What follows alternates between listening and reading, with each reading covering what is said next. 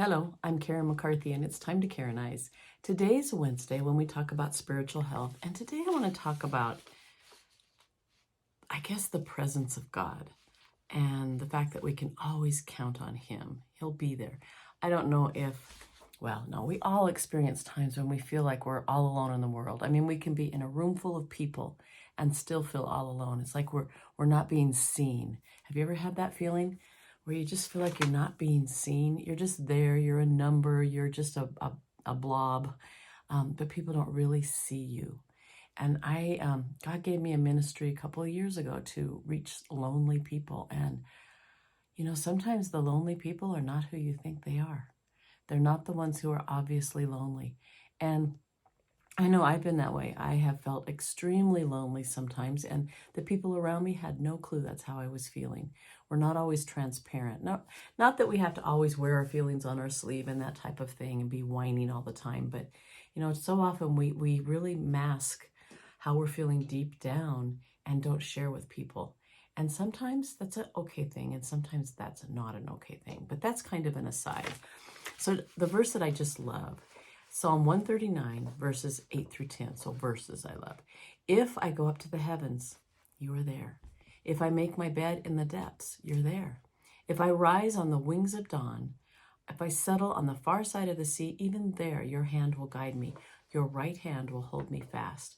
There is nowhere we can go that God's presence isn't there, even if we don't feel it. I mean, sometimes you feel His presence so powerfully, and other times you're like, are you there? Especially the times when He's letting us go through something for His purpose and we can't see that purpose yet, or it's kind of painful, but it's kind of like when we discipline our children. Not when we beat them, that's not what I'm talking about, but when we discipline, or not even children. My dog, yesterday, she's gone into the terrible 2 stage of puppydom, I don't know. And she was getting into everything. I think it's because she has really long legs and she's growing taller. So she's got this whole new world of things that she sees, and she doesn't do a real good job of generalizing what's a toy and what's not.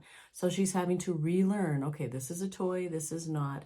And it's painful for her. She doesn't like it when she gets in trouble. And we have to be pretty strict with her and pretty stern with her, because she's just so happy-go-lucky. She doesn't get it if you're not.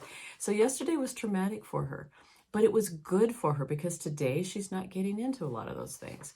So the discipline can be painful at the time, but good in the long run. So the fact that He's everywhere is comforting, and it's also like, ooh, He's everywhere. He sees everything. He knows everything I think. He knows everything that's going on with me. But the plus side of it is, I don't have to check His appointment book for an opening like I do with some people in my life. I can sit down with Him anytime. I can have my tea time or coffee time with the Father anytime. I can have it multiple times during the day, and He is always there. I mean, that's one of the amazing things about Him that, I don't know about you, but my mind cannot get around the fact that there are, billions of people in the world. And if every single person was talking to Him at the very same time, He would still have 100% focus on each one of us. And that, of course, makes no sense to our brain. Our brains are real finite. We have a finite version of time, and He doesn't. So that is just so amazing. So know that you can always, always call on Him. Sometimes you'll feel His presence like a warm embrace or a warmth coming over you. And sometimes you just know that He's there, and He's just wanting you to trust and have faith. And He is there, whether you feel it or not. So have a wonderful day, and I'll talk to you next time.